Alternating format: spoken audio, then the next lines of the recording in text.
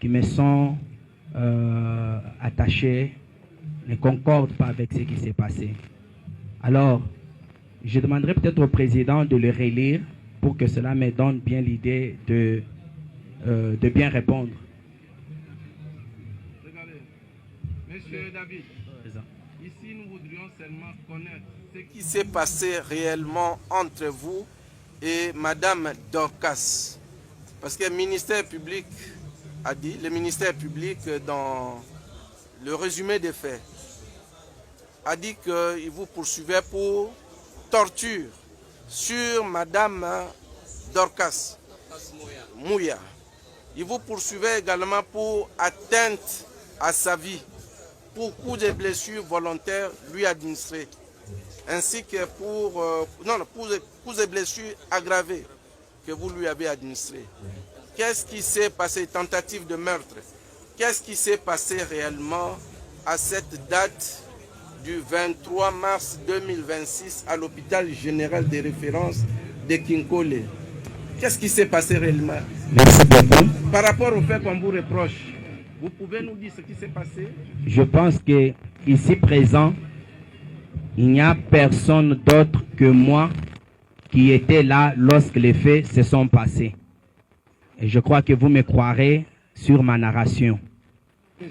Étant médecin programmé de garde en date du 23 allant jusqu'au 24, après avoir pris le service en main en échange avec l'équipe qui devait partir, je trouvais la parturiente dénommée Dorcas Mouya sur le lit de travail dans la salle de travail. Et j'ai reçu de l'infirmière ou bien de la sage-femme qui l'a surveillée les récits suivants. Voici cette dame qui est venue pour s'accoucher, qui est en travail, mais qui est non collaborante parce que tout ce qu'on lui donne comme consigne à suivre, elle fait le contraire. Et vous savez les conséquences qui en découlent. Sur ce, je me suis permis de prodiguer conseil à notre parturiente. Et la parturiente m'a rassuré qu'elle a écouté ce que je lui ai prodigué comme conseil. Alors, je me suis déplacé parce que le travail, l'accouchement revient à la sage-femme. Et moi, je peux intervenir qu'en cas d'appel. Après que l'accouchement a eu lieu, la sage-femme a constaté qu'il y avait des dégâts dus à la non-collaboration de l'accouchée. Et quand elle a essayé d'intervenir, premièrement en administrant l'oxytocin, qui est l'hormone nécessaire après l'accouchement, contribuant à l'arrêt de l'hémorragie naturelle. Je vais d'abord dire une hémorragie physiologique. La dame n'avait pas accepté. Et ça, c'était déjà une erreur grave de la part de la dame,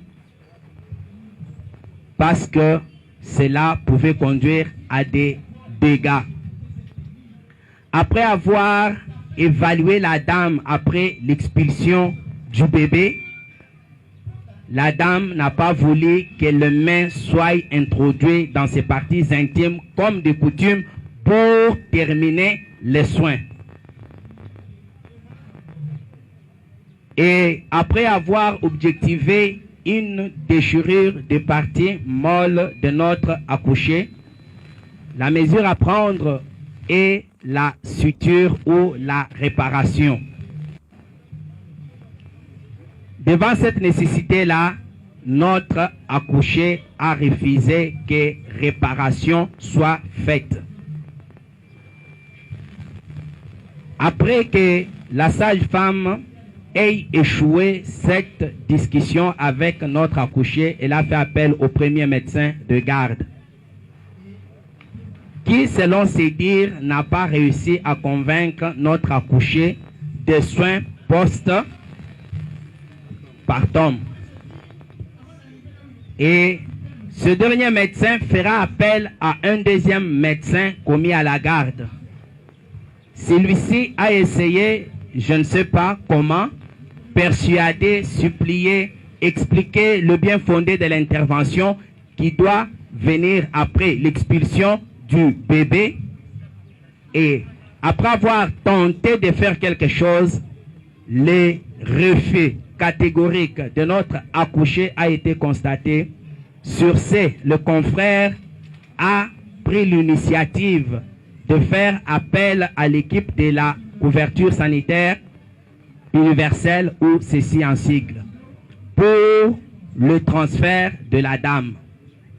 Et quand moi je reviendrai, le confrère me dira que je préfère qu'on transfère cette dame parce qu'elle ne collabore pas alors que sa vie est en danger. Et le confrère a appelé la grand-mère de notre accouché pour corriger ce que le ministère public avait dit. La couchée ne s'était pas accompagnée de sa mère, mais plutôt de sa grand-mère. Et le confrère lui a expliqué le fait pour dire: nous allons transférer votre petite fille à cause de son refus de collaborer ou de nous permettre de l'aider alors qu'elle court le danger. Alors, le confrère profitera pour dire: docteur, toi tu l'avais convaincu un peu avant, est-ce que tu ne peux pas tenter? C'est là que je dirais, premièrement, je ne souhaite pas qu'on la transfère parce que nous sommes un hôpital général de référence. C'est à nous de recevoir le transfert, et si ça nous dépasse, nous pouvons référer à un hôpital secondaire ou tertiaire ou primaire. Mais laissez-moi d'abord tenter. J'entrerai dans la salle où l'accouchement a eu lieu et je trouverai la dame ou l'accouché sur les lits. Bien sûr, après l'accouchement, il y a un saignement normal d'environ 500 millilitres, c'est permis. C'est quand on va déjà au-delà que ça devient un problème. Alors, l'accouché me dira: docteur, toi tu peux venir me traiter, mais qu'aucun de tes collègues ne me touche. Qu'aucun de ce stagiaire ou infirmier ou sage-femme ne s'approche de moi. J'ai dit: ok, il n'y a pas de problème, je commence avec toi. Je crois qu'on peut finir avec toi. Alors, quel est le problème? Ils m'ont exposé le problème. Là où l'accouché ne veut pas qu'on puisse l'aider pour suivre les soins qui avaient déjà commencé. Sur ce, je lui expliquerai le bien fondé de la poursuite de ces soins et le danger pourri en cas de refus. La dame me dira: toi, tu peux le faire. Je suis médecin. Les autres plaident avec leurs documents. Moi, mes documents ou mes outils, à part la science que je détiens, ce sont les instruments. Devant une femme qui a accouché, qui a connu la déchirure de ses parties molles, la science nous dit ceci: si on ne procède pas à la suture de ces déchirures-là, l'hémorragie ne tarira jamais, quelles que soient les autres méthodes que l'on peut utiliser. Même si cette hémorragie-là est normale. S'il vous plaît, docteur, ce n'est pas pour vous interrompre. Hein? Merci. Mais c'est pour avoir quelques précisions. Lorsque vous avez appris que Madame Dorcas refusait de collaborer avec le staff médical et que vous avez pris les choses en main, qu'est-ce qui s'est passé? Vous êtes allé prier avec elle? Est-ce que vous l'avez appelée quelque part ou vous êtes allé vers elle, vous lui avez parlé tendrement? Ce qui s'est passé réellement, c'est quoi? Est-ce que vous reconnaissez en des termes clairs lui avoir administré des petits coups, des petits... Non, je ne suis pas encore là. Non, mais nous, ici, c'est on risque de vous laisser. Nous avons besoin des éléments Pour précis. que j'arrive au grief, je dois narrer les choses telles qu'elles se sont déroulées. Vous reviendrez après, même dans votre plaidoirie. S'il vous plaît, maître, laissez le tribunal. Qu'est-ce qui s'est passé lorsque vous avez appris que Mme Dorcas refusait de collaborer avec le staff médical?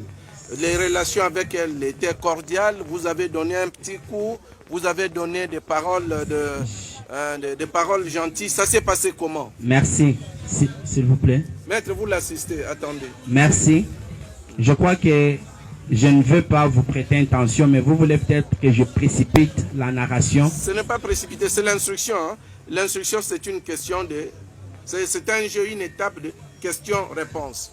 Vous aurez le temps de développer tout ce que vous dites là. Mais pour l'instant, nous avons besoin des éléments précis. Hein?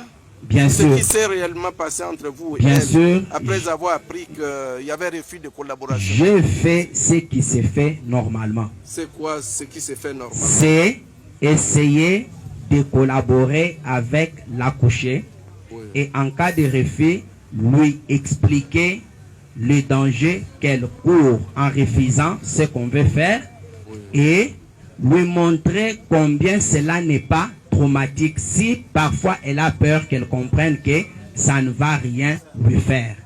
C'est ce qui a été fait et elle a semblé croire et c'est pourquoi elle m'a autorisé de la toucher. Ok, mais lorsque la mère de la victime, oui, déclare que vous lui avez administré des coups, que vous n'avez pas travaillé de manière professionnelle. Je ne reconnais pas cela, Monsieur le Président. Est-ce que vous reconnaissez lui avoir administré les coups pendant qu'elle était sur les lignes? Comment parachuterais-je par cela si je ne vous dis pas ce qui s'est passé pour que j'arrive à lui administrer les coups? Non, attendez, essayez de collaborer avec nous, hein, c'est-à-dire de répondre aux questions que le tribunal vous pose. Est-ce que vous reconnaissez lui avoir donné, même une fois, même deux fois, ou ne lui avoir pas donné de coups? Comment ça s'est passé cette collaboration entre vous et Madame Dorcas? Et si vous me donnez quelques minutes, je vais répondre à votre question sans problème. Vous avez la parole. Mais répondez aux questions comme vous pouvez. Non, ne vous laissez pas intimider. Non, non. Vous parlez avec les tribunaux. Je sais que vous êtes un homme scientifique, vous comprenez. Oui. Mais il y a une clameur publique. Il y a les gens qui ne savent pas ce qui se passe. Il faut les ignorer. Qu'est-ce qui s'est passé? Il faut ignorer ce qui s'est passé. Voilà ce qui s'est passé. Oui. J'ai expliqué à la dame les biens fondés et les dangers courus au cas du refus de l'assistance que nous devons lui apporter gratuitement en âme et conscience parce que nous pratiquons la couverture sanitaire universelle. Les soins maternels sont gratuits. Oui. Et alors, comment, après lui avoir expliqué qu'est-ce qui s'est passé, elle m'a permis de travailler. Okay. Et en cas de déchirure, nous avons ce que nous appelons un écartère de doyen. Oui. C'est un écartère très nécessaire qui nous permet de visualiser l'origine de l'hémorragie. Sans cet écartère-là, vous travaillez aveuglement. Je lui ai expliqué que tu vois ça, ça va me permettre de visualiser d'où vient l'hémorragie. La dame me dira, je lui ai dit, un gros bébé vient de franchir cette voie. L'Ibende, c'est un petit rien, bien limé, c'est pas tranchant, comme le ministère l'a dit. C'est ce qui a été conçu par les scientifiques pour nous permettre de bien faire ce travail-là. Elle a refusé. J'ai dit, ok, pas de quoi. Est-ce que tu peux permettre qu'à la place de l'écartère, j'utilise mes deux doigts, bien que cela ne me permettra pas, mais pour ne pas te faire mal, la dame dira oui. Or, ça, c'est un danger que moi, j'ai couru. Parce que là, à l'intérieur, quand vous suturez, vous risquez de vous piquer vous-même. Je le fais. Alors, le col utérin, d'où venait l'hémorragie, étant un organe interne, je ne peux pas aller le suturer si je ne le rapproche pas à la portée de ma vie. Je lui ai demandé, je vais utiliser cette pince en cœur pour approcher le col utérin afin de voir d'où vient l'hémorragie et de bien l'arrêter. Docteur, pas ça. Je dis non, non, madame, tu m'as dit que je peux t'aider et tu m'as permis de faire ce que je fais. Laisse-moi continuer. Et moi, je travaille avec les matériels qui sont stériles. Mes mains sont gantées de gants stériles. Il n'est pas permis à une tierce personne de les toucher ou de s'approcher brutalement de moi. À ma grande surprise, après avoir collaboré bien avec notre accouchée, pendant que j'amène les mains, elle prend ses mains sales par rapport aux miennes qui sont propres et pures et les repousse. Et quand j'approche avec la pince, elle saisit avec ses mains souillées de sang et repousse ma pince. Je dis, madame, tu ne comprends pas les dangers que tu cours. L'infection peut en suivre. Et je ne suis pas devant une petite déchirure. Je suis devant une déchirure qui, sans ce que je vais faire, rien ne peut arrêter l'hémorragie et le danger que tu vas mourir. Mais toi, tu ne le comprends pas.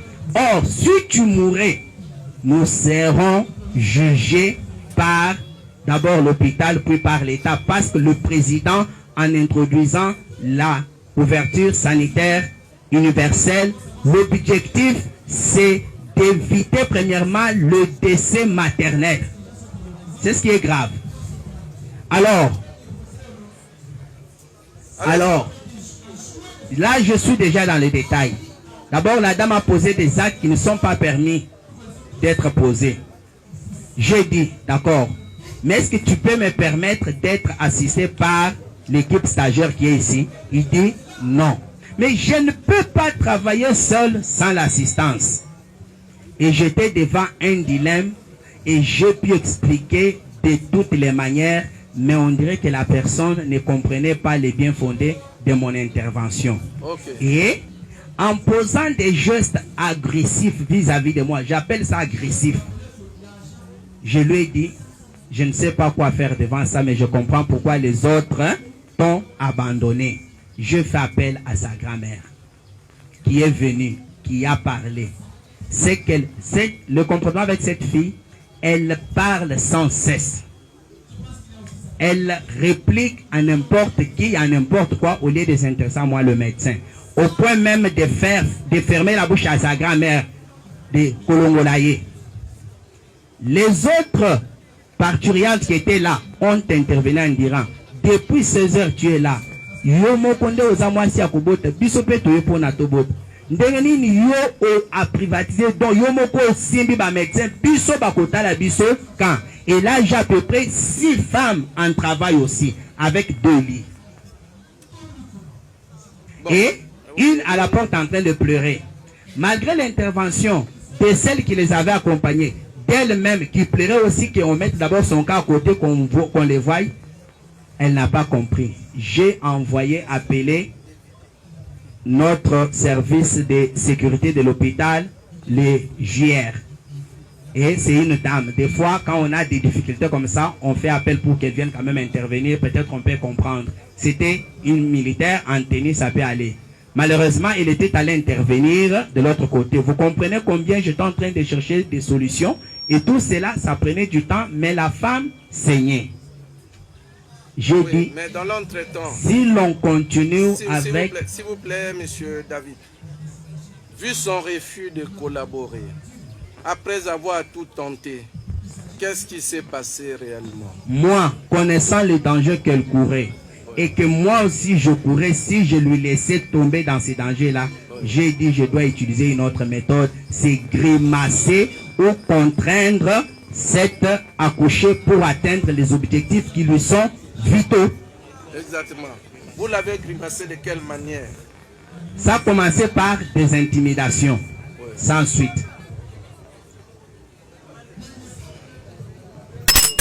Silence, s'il vous plaît, silence. Et puis, on avait demandé à tout le monde de descendre. Comment vous vous retrouvez là-bas? Sécurité, faites-moi descendre tous ceux qui sont là-bas s'ils ne sont pas avocats. Descendez, descendez. Descendez là-bas. Sécurité, policiers, faites descendre tout le monde. Faites descendre tout le monde.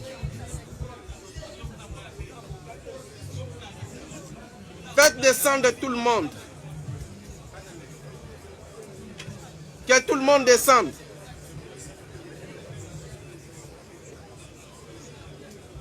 Oui. Comment s'est passé? Ces grimaces consistaient en quoi? Me repousser avec ses mains tenir mes bras et les écarter. Non, vous-même, quand vous avez finalement décidé de... Non, d'abord son agressivité, je ne sais pas si vous pouvez retenir ça. Vous avez parlé de... Et essayer de cacher sa partie intime avec sa main pour m'empêcher d'intervenir. Ok. Voyez ce qui peut me pousser. Ce qui peut me pousser. Allez-y, docteur. Voyez ce qui peut me pousser d'aider par contrainte cette ignorante en vue de la sauver. Parce que moi je connais la valeur de sa vie. En médecine, il est dit ceci. Une femme ne peut pas mourir en voulant donner la vie. Elle avait déjà donné la vie. C'était bon. Mais pourquoi elle risquerait la mort par son ignorance? C'est comme je dirais ceci. Vous avez un enfant qui joue sur une autoroute. Et si vous l'aimez, vous allez lui dire, Junior, quitte sur l'autoroute. Non. Si vous dites Junior ne comprend pas, si vous l'aimez et que c'est votre enfant, vous irez le tirer de force. S'il refuse, vous le chicoterez pour lui dire que le danger que tu cours est grave, mais tu l'ignores. Voilà, c'est donc ce que vous avez fait. C'est ce que... Oui. Attendez. Maître, s'il vous plaît. Répondez aux questions du tribunal. Ça, S'il vous plaît. ça c'est un exemple. Répondez aux questions du tribunal. Ça, c'est un exemple. Maître, vous l'assistez, vous l'assistez. Ça, ça c'est un exemple, mais revenons dans le fait saillant. Ça ce n'est... Ça, ce n'est qu'un exemple. Attendez, monsieur David, il y a le ministère public qui voudrait ajouter une petite réponse, question. Oui, allez-y, monsieur le procureur. Monsieur le Président, nous demandons d'abord au greffier d'acter correctement les déclarations du prévenu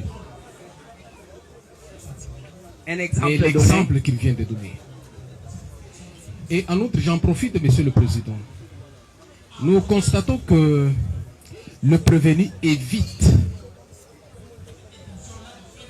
de répondre à la question. L'évidence c'est qu'il n'y avait pas de collaboration.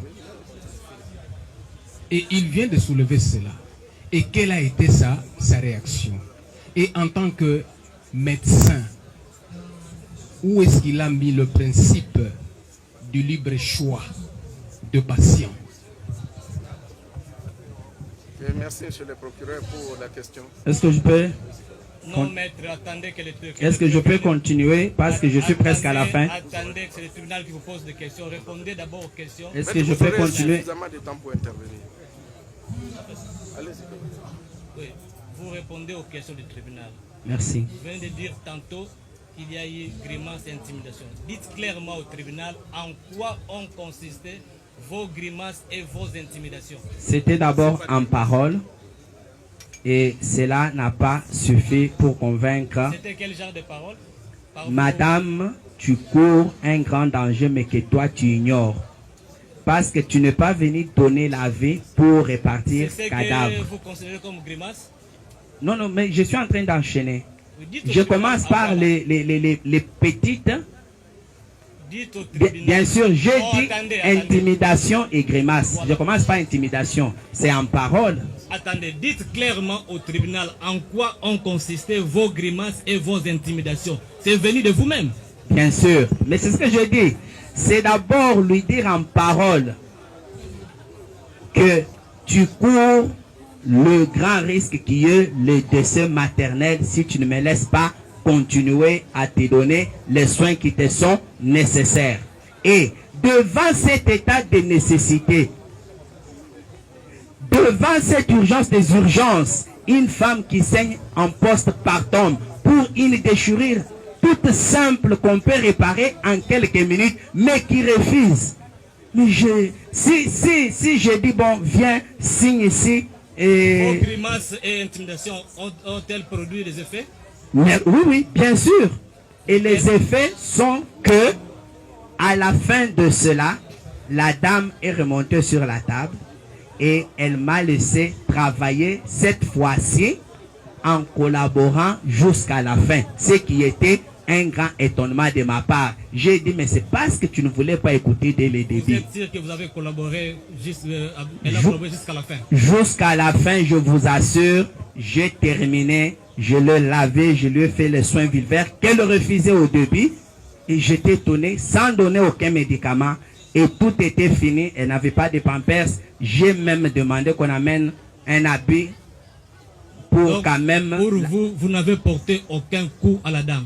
Si, je le fais. Oui. Je l'ai fait. À l'aide de quoi? À l'aide de mes mains, et les pinces s'esquivaient mais pas donner, parce que je sais que les pinces c'est pas un instrument avec lequel on peut taper. Si vous visualisez ce qui se passe, je suis en train de grimacer mais pas taper, si vous êtes vraiment très éveillé. Vous avez donné des coups. Saviez-vous que ces coups pouvaient porter des douleurs ou des traumatismes? Ça ne le pouvait pas, parce que je sais avec quelle qu'est-ce que je dirais, intensité. Je sais quand je vais faire mal, quelle intensité utiliser, et quand je vais faire peur, quelle intensité utiliser. C'est que je voulais faire. Attendez, vous avez donné des coups, mais avec l'intention. C'était avec quelle intention, avec ces coups que vous avez donné? De persuader la parturiente à accepter ma proposition afin de sauver sa vie. Je n'avais pas d'autre choix après avoir épuisé tous les autres moyens devant une femme qui est congolaise. Devant une femme qui est... Vous aviez dit tantôt, quand vous mettez votre main, quand vous voulez introduire les doigts, etc., elle l'avait repoussé. Et que vos mains étaient pires, elles ne devaient pas être touchées. Alors comment aviez-vous réagi? Comment aviez-vous repoussé ces mains-là? Comment? Avec quelle intensité aviez-vous repoussé ces mains? Lorsqu'elle voulait vous Mais qu'est-ce que moi souiller? je fais? Moi je vais sursauter, je vais écarter mes mains. Mais malgré cela, elle les avait déjà touchés. Ah, c'est donc ce qui vous a permis de pouvoir lui porter des coups davantage? C'est pas ce qui a permis. Je vous dis que les coups ici, ce n'est pas par rapport à ce qu'elle a fait, mais les coups ont été portés pour sauver cette vie-là, dont la concernée ignorait le danger qu'elle courait. Je ne sais pas... Ne reconnaissez-vous pas que votre comportement a davantage traumatisé la victime? Je ne pense pas. Si ça l'aurait traumatisé, elle ne se serait pas en sortie indemne après qu'elle m'ait permis de travailler. Et je suis resté avec elle jusqu'au matin. Et le matin, je me suis vu avec elle, je lui ai dit, tu vois ce que tu courais si on n'avait pas intervenu. Là, il dit, docteur, pardon. Reconnaissez-vous que ces faits ont été filmés? Voilà, c'était filmé. Et pourquoi c'était filmé, je ne sais pas si c'est la question qui proviendrait de votre part. Oui, mais c'est avec quel téléphone qui a autorisé que... Voilà. J'étais déjà devant un dilemme où les moyens concourus pour aider avaient échoué. Et que en cas de décès maternel, je comparaîtrai. Avec quelle preuve devant mes chefs, mon staff médical, le matin, devrais-je prouver que les faits ont été tels que nous les narrons? Vous parlez de votre staff. Est-ce que lorsque vous dites que la victime ne collaborait pas, la couchée ne collaborait pas, aviez-vous informé votre hiérarchie? Quand le médecin fait la garde, il est le numéro 1 de l'hôpital. Et à ce moment-là, je ne peux pas appeler le médecin directeur ou le chef de staff chez lui à la maison en repos pour lui dire, il y a une collaborante qui refuse ici, qu'est-ce que tu veux? Il va dire, mais docteur, c'est toi qui es là. Qu'est-ce que lui fera en ce moment-là? C'est à moi de trouver moyens, méthodes pour aboutir à une bonne fin qui est celle de sauver la vie. Retenez que malgré tout ce que vous avez vu se dérouler, la dame est sortie vivante. Elle est repartie chez elle avec son bébé. Et aujourd'hui, j'étais avec elle et son bébé et sont bien portants. Est-ce que c'est vous qui avez autorisé qu'elle oui, ça pour me protéger moi en cas de non-collaboration jusqu'à la fin. Les faites-vous souvent? Arriver... Les faites-vous souvent? Non. Ça, c'était la première fois? Bien sûr, c'est un cas spécial. Qu'est-ce qui vous a motivé réellement de pouvoir ordonner que la scène soit filmée? Pour me défendre devant ma hiérarchie, parce que de tels faits sont punis, pas seulement au niveau de l'hôpital, même au niveau de la présidence. Qui a filmé? J'ai seulement dit dans la salle où nous étions, filmer pour que... Qui était dans la salle? Est-ce que je peux terminer? Non, vous allez terminer après. S'il vous plaît, maître. Répondez d'abord à la question. Qui était dans la salle? Parce que vous dites que vous n'étiez pas seul. Bien sûr. Oui.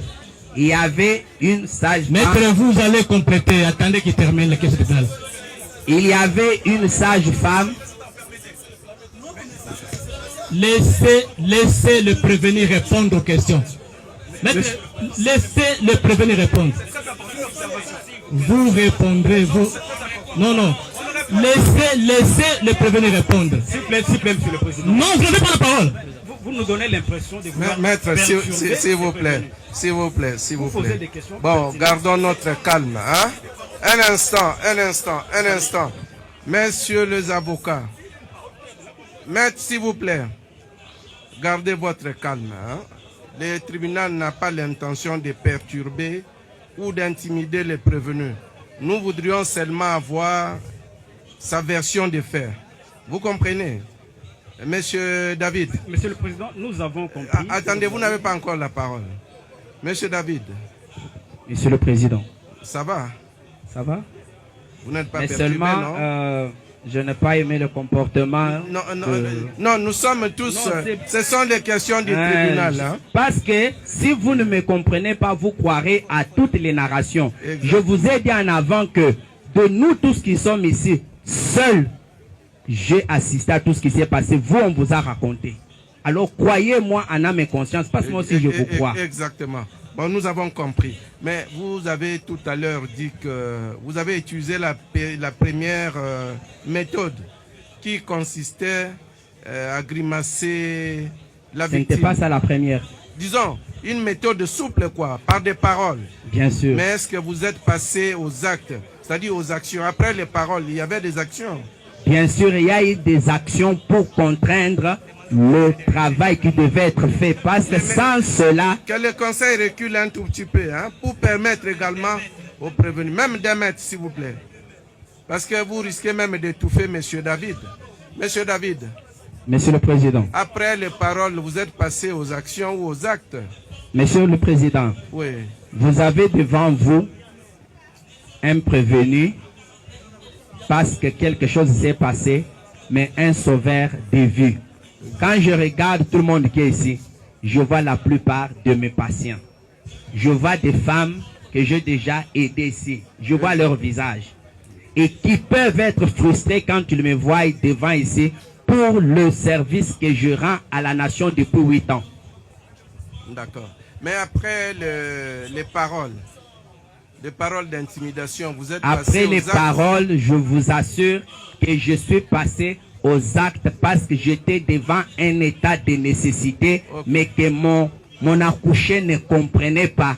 Et je ne pouvais pas encaisser un de ce maternel, alors que par le moyen utilisé, je pouvais la sauver. La preuve est que, je voudrais dire ceci, jugez-moi pour les résultats et non peut-être pour les moyens. Les moyens peuvent sembler être malveillants, mais la fin a été très positive. Oui, alors ce sont ces moyens que nous pouvons connaître, hein, les moyens que vous avez utilisés. Je ne les ignore pas, je les ai reconnus, que j'ai procédé par l'intimidation, par la contrainte.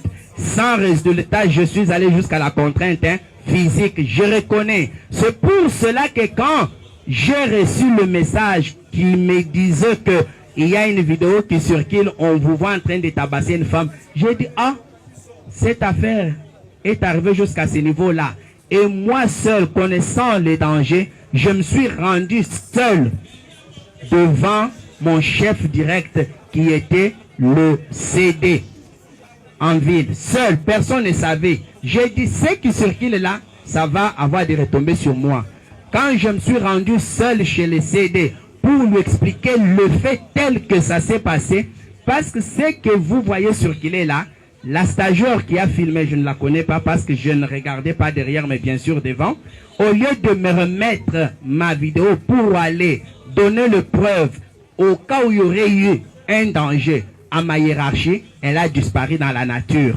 Et après, je constaterai qu'il y a une petite partie d'une intégralité de la vidéo qui a été coupée, qui a été triquée de manière à me faire porter la responsabilité que je voulais faire du mal à mon accouché. Et j'ai intimé l'ordre qu'on filme pour gagner quoi? Moi, je suis médecin. Oui, docteur, s'il vous plaît. Pour gagner quoi? Vous étiez combien dans la salle? Je vous ai dit que nous étions nombreux et j'étais le numéro 1 étant le seul médecin. Assisté par une sage-femme et une pléthore de stagiaires qui viennent pour apprendre. Et Je ne sais pas si j'ai répondu à votre question. Ok. Bon, en dehors de vous, comme médecin-chef, c'est-à-dire comme staff responsable, les autres personnes, est-ce qu'on peut connaître les noms des autres personnes? Elles ont été déjà interpellées depuis hier, arrêtées bien sûr à l'hôpital le matin par l'inspecteur national lui-même, interpellées, entendues sur PV, à l'ISES, à la DPS et à la police judiciaire, où nous avons ensemble avec eux passé une nuit comme détenus, et le matin ici, certains ont été libérés, je ne sais pas pourquoi. Parce que moi, je suis venu même intervenir en 3e position. Mais ceux qui ont commencé, qui ont échoué et qui voulaient se débarrasser de la chose ont été même libérés. Mais moi qui ai tenté et qui a réussi, malgré les moyens utilisés, à sauver cette dame-là, je me suis vu détenu depuis hier jusqu'à aujourd'hui, avec le même habit, sans manger, sans même voir ma femme. Est-ce qu'on peut connaître leur nom? On peut connaître. Si vous avez le PV ou les dossiers qui vous ont été transmis, leurs noms sont là. Non, mais vous ne pouvez pas les ignorer. Vous étiez. Je ne saurais pas citer tout le monde parce que je ne me sens plus bien maintenant. Oui, quelques-uns. Quelques-uns que vous connaissez ou que vous reconnaissez. Je peux facilement citer les noms de mes confrères médecins, mais qui ont été déjà entendus et c'est déjà parti.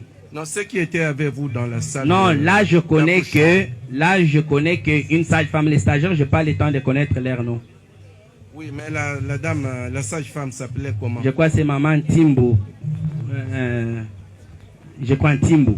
Maman Timbo et qui d'autre? Non, pour l'équipe de sage-femme, il n'y a que elle qui était revenue. Les autres s'étaient retirés parce que la dame elle-même a dit qu'aucun d'eux ne me touche et ne m'approche. Alors vous sortez, moi je vais tenter de travailler avec elle. C'est pourquoi je me suis retrouvé seul, assisté par une seule sage-femme.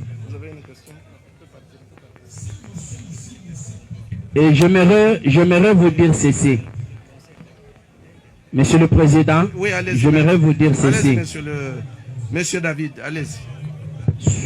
Poursuivez votre instruction jusqu'à la fin, mais louez-moi pour avoir osé quand même de sauver la vie là où les autres s'étaient rétractés. Nous avons compris. Est-ce que vos conseils ont quelque chose à dire? Vous voulez compléter?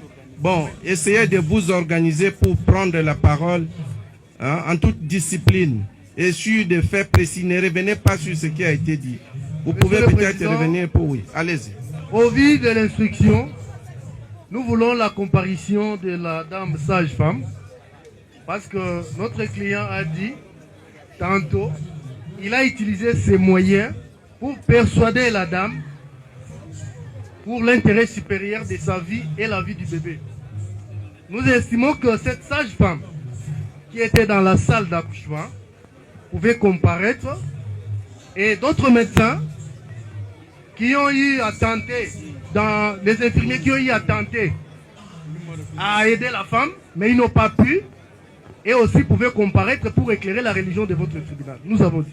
Merci. Donc vous sollicitez la comparution de la sage-femme et des médecins qui sont rentrés parce qu'ils avaient échoué pour convaincre la dame de collaborer avec.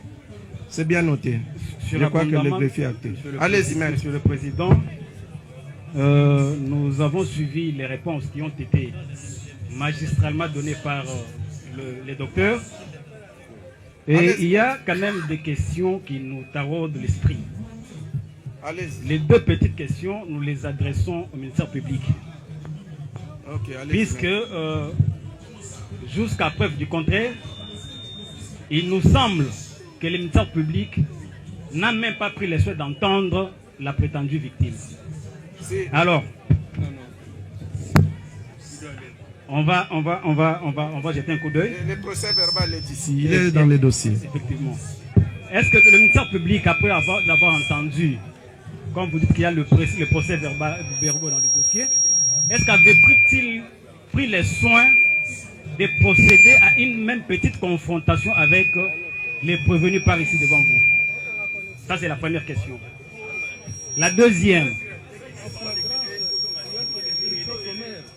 Reculez un tout petit peu. Veuillez reculer.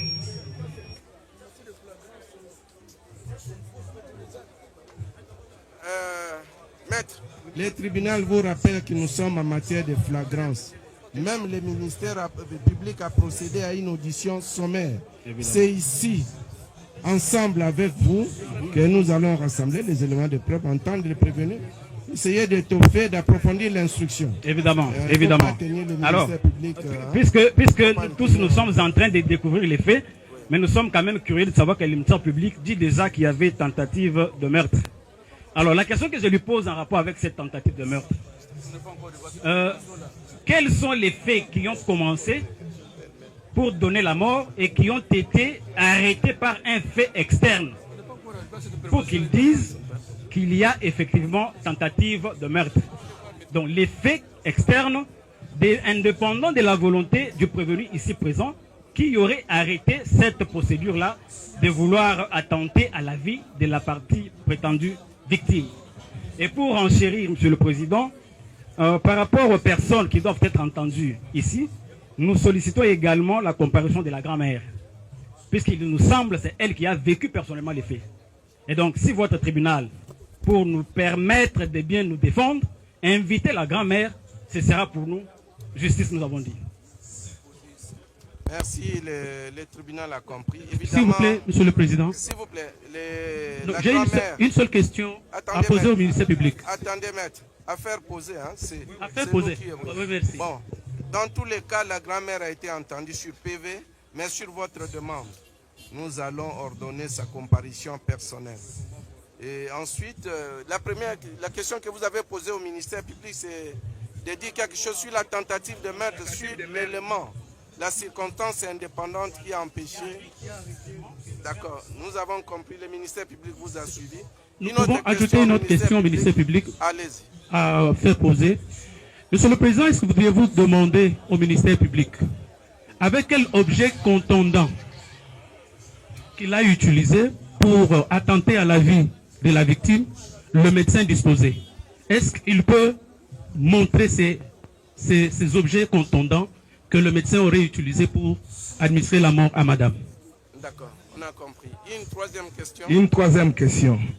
En rapport avec l'infraction des tortures, est-ce que le ministère public peut démontrer devant la juridiction, devant les tribunaux décéants, quels sont les aveux que le médecin avait besoin d'obtenir de cette dame pour la torturer? Parce que la finalité de l'infraction de torture consiste à obtenir d'une personne un aveu, un renseignement sur une personne ou bien quelque chose.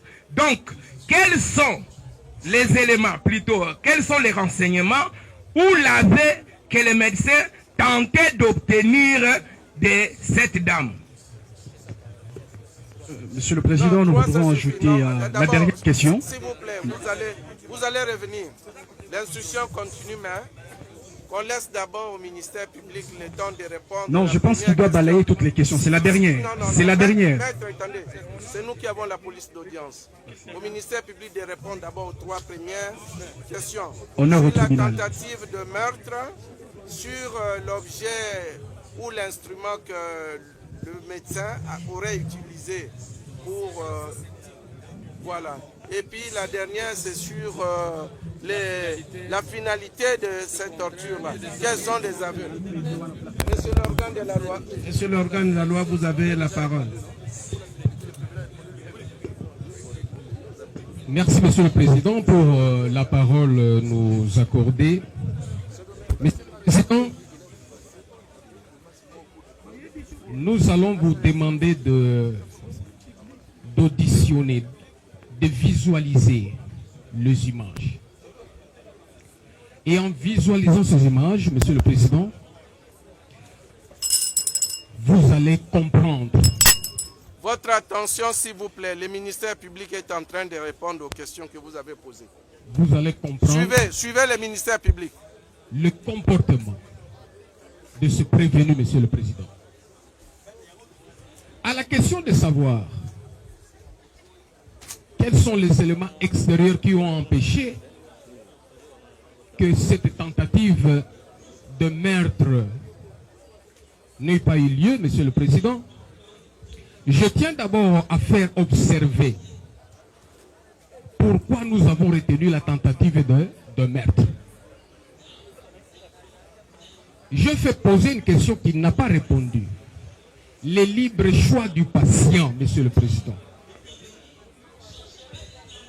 Tout en sachant que la victime, que la patiente, refusait de collaborer.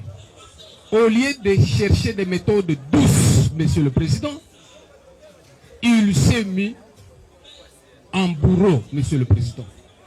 Et pendant que sa patiente saignait, et je peux dire saignait à flot, Monsieur le Président, le prévenu a administré des coups.